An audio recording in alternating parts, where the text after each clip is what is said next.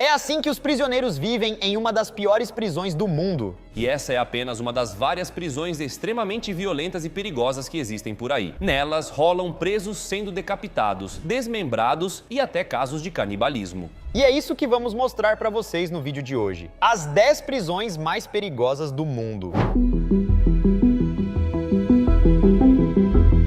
A prisão de Gitarama fica em Ruanda, um país na África. É considerada a mais assustadora do mundo. Não há espaço nem comida para todos. Tem até relatos de canibalismo. A prisão foi construída para abrigar de 400 a 500 detentos. Atualmente abriga quase 7.000 detentos. As chances de fuga são praticamente nulas. Ela fica em uma área remota da cidade, à beira da selva, rodeada por uma área totalmente coberta de minas terrestres. Os que tentam atravessar o campo e acabam mutilados têm que voltar para a cadeia se quiserem receber assistência.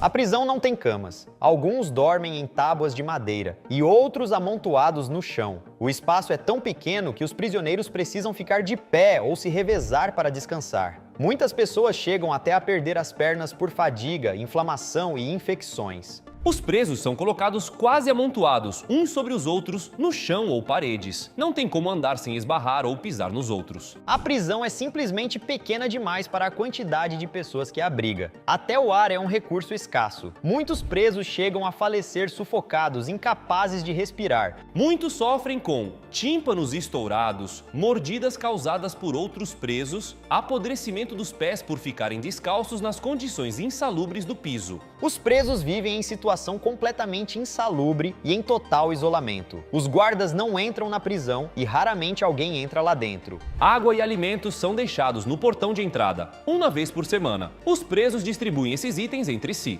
Uma vez por semana, os presos deixam o lixo, barris com excrementos e até cadáveres no mesmo portão de entrada para serem recolhidos. O serviço médico é voluntário, mas não tem gente suficiente para um tratamento certo. O governo de Ruanda nem se responsabiliza por esses voluntários. Alguns que atravessaram o portão até desapareceram do outro lado. Segundo profissionais do Médicos Sem Fronteira, MSF, os presos sobrevivem lá dentro por no máximo 8 meses. 1 em 8 falecem antes de completar 5 meses. Segundo eles, não tem como ter certeza se as pessoas ao seu lado estão vivas ou mortas. E o mais chocante de tudo ainda está por vir.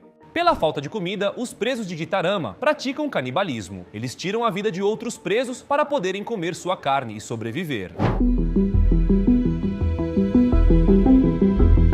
O Campo 1391 é um centro de detenção altamente secreto que fica em Israel. É uma fortaleza de concreto que fica em uma colina quase completamente escondida. Sua localização não aparece nos mapas e foi apagada das fotografias aéreas. Foi proibido que qualquer meio de comunicação israelenses falasse sobre a sua situação geográfica. Ninguém sabe ao certo o que ocorre lá dentro. Ninguém nem sabe quantas pessoas estão encarceradas lá. Nem existem fotografias dos presos. Segundo depoimentos de ex-presos, o local está cheio de presos políticos e inimigos do Estado. Muitos são libaneses capturados durante os anos que Israel ocupou o sul do Líbano. Os relatos falam sobre tortura e o abuso dos direitos humanos, principalmente durante os interrogatórios. Depoimento Mustafa Dirani. Foi preso no campo 1391 após ter sido sequestrado no Líbano, em 1994, por agentes israelenses. Ele afirmou ter sido torturado e violado por seus interrogadores.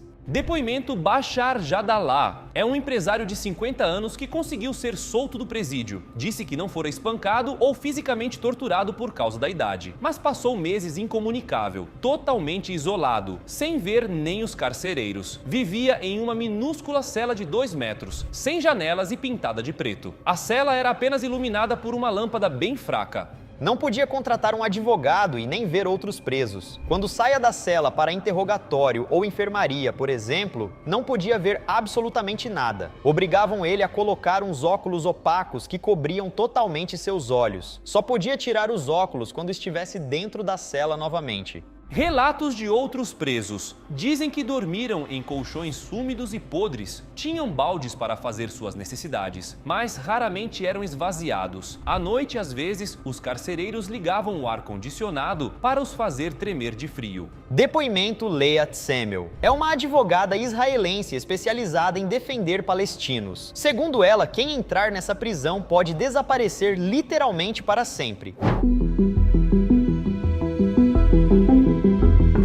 Black Dolphin é uma prisão de segurança máxima localizada na Rússia. O nome Black Dolphin é por conta de uma estátua preta de golfinho que fica na entrada da prisão. Ela foi construída pelos presos. Atualmente, existem cerca de 700 presos. Juntos, estimam-se terem cometido cerca de 4.000 crimes. Todos que vão parar lá receberam sentença de prisão perpétua, sem possibilidade de liberdade condicional. Ninguém jamais saiu de lá. Abriga os piores e mais perigosos detentos, como assassinos, estupradores, pedófilos e até canibais. O canibal Vladimir Nikolaevich Nikolaev, por exemplo, está preso lá. Por conta da natureza dos detentos, os carcereiros de lá são igualmente brutais. Os prisioneiros são mantidos em confinamento solitário quase 24 horas por dia. Eles têm apenas 90 minutos por dia para ficar fora desse confinamento. Nesse tempo, eles são escoltados para fora da cela para uma rotina de exercícios. Eles também não podem sentar ou descansar desde que acordam até a hora de dormir. Com relação à alimentação, são servidos apenas sopa e pão 4 vezes por dia.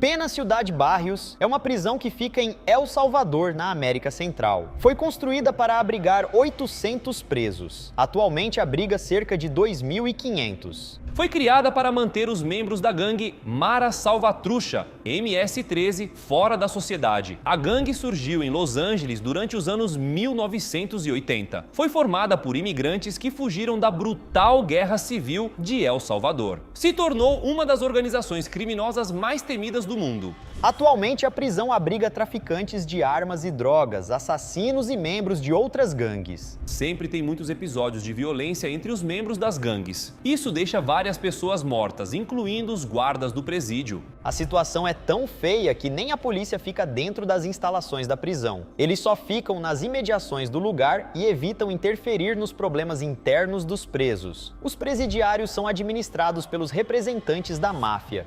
A prisão funciona basicamente como uma pequena cidade independente. Lá dentro tem uma padaria, hospital, oficinas e um centro de reabilitação. Em 2013, o fotógrafo inglês Adam Hinton conseguiu autorização dos líderes da MS-13 para entrar na prisão e fazer fotos. O fotógrafo falou que a maioria dos presos tem o corpo coberto de tatuagens. A maioria simboliza os crimes que eles já cometeram. Essas são mais algumas das fotos tiradas por ele. A prisão de Bang Kwang fica a 11 quilômetros de Bangkok, capital da Tailândia. Essa prisão é para onde são levados todos os que são condenados à morte na Tailândia. A prisão é famosa pela tortura e pelas condições terríveis que oferece. Os presos são forçados a dormir amontoados no chão da cela. Comem apenas uma tigela de arroz por dia. Os presos não tomam banho diariamente. Geralmente é, no máximo, um banho por mês. Não existe privadas e sim um buraco que fica no chão das celas onde os presos fazem as necessidades. Os presos também passam cerca de 3 meses com os pés algemados. Os carcereiros colocam correntes que pesam 4 quilos nos pés dos detentos. Elas são esmagadas até aos tornozelos pelos carcereiros com golpes de martelo. Essa prisão fica localizada em uma pequena ilha no meio do nada chamada Ogneny Ostrov da Rússia, conhecida como Alcatraz da Rússia, Piatak ou Colônia Correcional número 5. Segundo as autoridades, é impossível escapar de lá. Os detentos só saem mortos. O governo de Moscou se orgulha de nunca ninguém ter escapado de lá. Ao redor da cadeia só há água e pântano, e as temperaturas variam de 35 graus a menos 30 graus. Atualmente, abriga 198 presos. Todos os presos de lá foram condenados a sentenças de pelo menos 25 anos. São casos de terrorismo, assassinatos em série, abusos sexuais, pedofilia e máfias. Os carcereiros usam técnicas de estresse físico e mental e torturas psicológicas para manter os prisioneiros na linha. Os presos ficam 22 horas por dia nas suas celas minúsculas. Nas 2 horas que eles têm ao ar livre, eles ficam confinados a uma pequena gaiola. O presídio possui condições precárias de higiene. Os presos têm acesso limitado a instalações básicas como banheiros. Isso faz com que metade dos presos desenvolvam tuberculose. A tortura por lá também é comum. Os presos precisam suportar o frio extremo e a neve durante a maior parte do ano. O regime da Coreia do Norte mantém os habitantes sob forte repressão. As pessoas são ensinadas que serão punidas se tiverem qualquer atitude desaprovada pelo governo. Estima-se que desde a Guerra da Coreia, em 1953, cerca de 33 mil norte-coreanos fugiram do país. Os que são capturados são enviados para prisões conhecidas como Campos de Concentração da Coreia do Norte. Esse é o caso do Campo 22, também conhecido como Kwaliso número 22 ou Campo de Concentração de Hwoeryong. Era um presídio político da Coreia do Norte. Foi fundado em 1965. Ficava ilhado no meio de um vale com montanhas de até 700 metros de altura. Abrangia uma área de 225 quilômetros quadrados. Já chegou a abrigar 50 mil prisioneiros. Cerca de 1.000 guardas patrulhavam o local. Tinham 600 agentes com fuzis, granadas manuais e cães treinados para matar. Tinha uma cerca elétrica de mais de 3.000 volts ao redor dos muros. Lá, as condições eram desumanas e doentias. Cerca de 2.000 pessoas morriam a cada ano. Faleciam principalmente por causa de desnutrição. Os presos faziam apenas uma refeição diária, de 365 gramas de comida. Por isso, muitos se alimentavam de insetos, ratos e até de terra.